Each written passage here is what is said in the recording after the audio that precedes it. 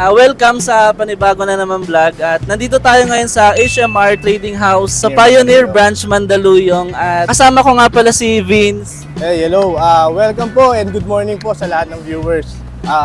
Punta po tayo at visit natin ang HMR Pioneer. Ayan, so bali ipi-feature natin, ipapakita natin yung mga items nila dito. Meron tayong mga outdoor furnitures na makikita nyo dito.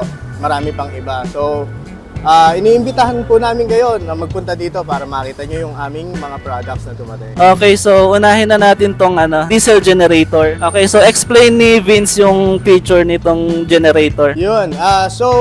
Hello.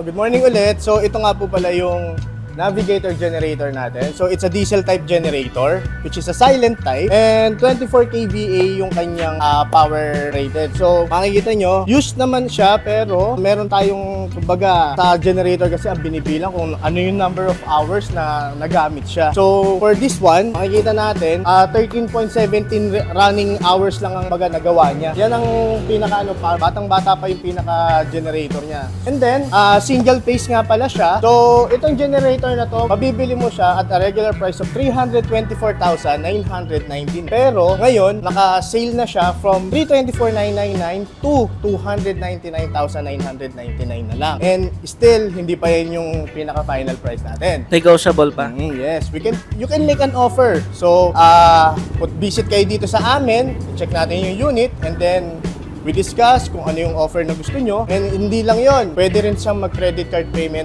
through BDO. So, ma-avail mo siya for 12 months, 0% interest. Sir Vince, yung warranty nga pala ng generator. Yes, meron siyang warranty. So, it's a 1-month warranty po, parts and services. Yun, depende pa rin po naman sa paggamit natin ng generator kung paano natin siya ginamit. So, once na may nasira sa kanya, bibisitahin siya ng technician.